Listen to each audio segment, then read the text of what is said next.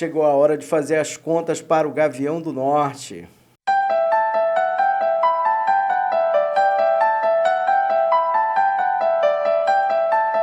Na realidade é uma conta até bem simples. Depois da sequência de empates em casa contra o Botafogo da Paraíba e contra o Ferroviário, o Manaus precisa de novo de um empate, dessa vez contra o Paysandu, fora de casa, para poder garantir sua classificação para o quadrangular decisivo.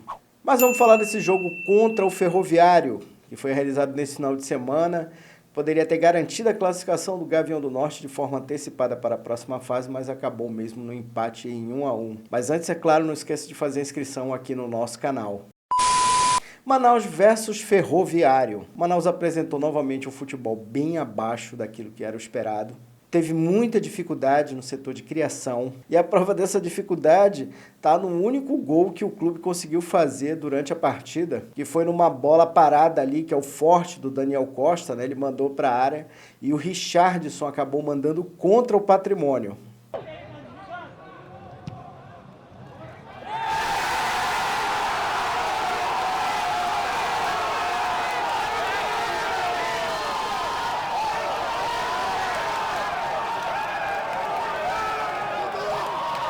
O clube ainda teve uma jogada boa ali com uma finalização do Pira, mas acabou nas mãos do goleiro do Ferrão. Mas é bom que se diga também que o Manaus não consegue segurar um resultado, né, gente? E esse é um problema aí que vem desde o ano passado. Depois de ficar à frente do marcador, o Ferroviário pressionou até conseguir o gol no finalzinho ainda do primeiro tempo. Vamos ver a jogada.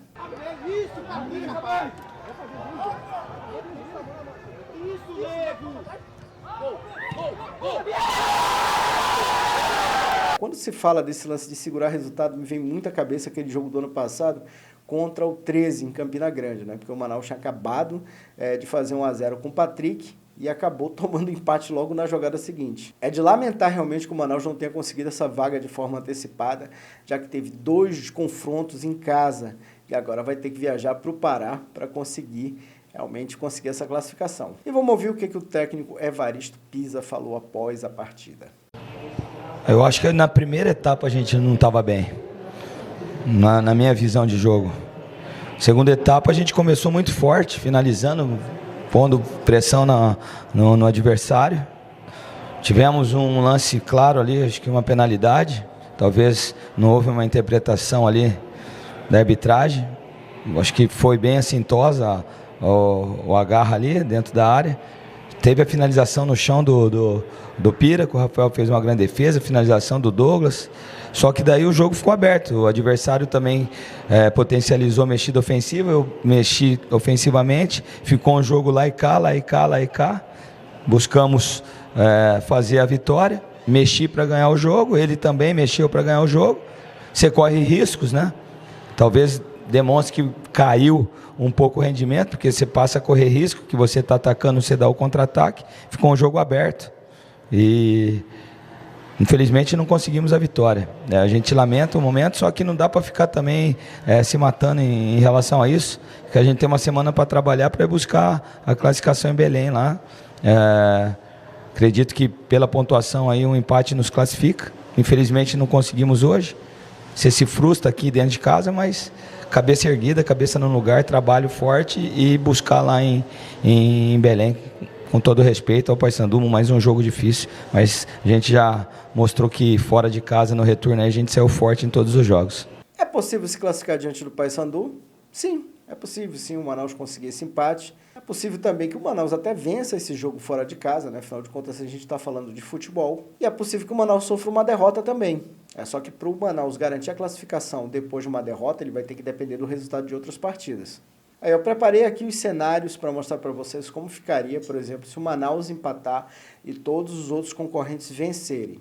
Se isso acontecer, o Tombense se classifica na liderança com 30 pontos, Botafogo fica na segunda posição com 29 pontos, o Paysandu cai para terceiro lugar com 28 e o Manaus fecha com 27 pontos na quarta posição, ali a última vaga. E neste cenário, mesmo que o Ferroviário vença o Floresta na última rodada, ele chega a 27 pontos, mas fica sem a classificação, porque no critério de desempate o Manaus vai ter mais vitórias, 7 contra 6. No cenário 2, aqui eu vou mostrar como ficaria se o Manaus não vencesse e os adversários vencessem. Aí a gente teria o Paysandu na primeira posição com 30, Tombense na segunda posição com 30 também, Botafogo com 29, Ferroviário entrando aí com 27 e o Manaus eliminado. Lembrando que a última rodada é no sábado que vem e todos os jogos acontecerão às 16 horas no horário de Manaus. E vamos falar dos jogos da última rodada. O Paysandu recebe o Manaus no estádio da Curuzu.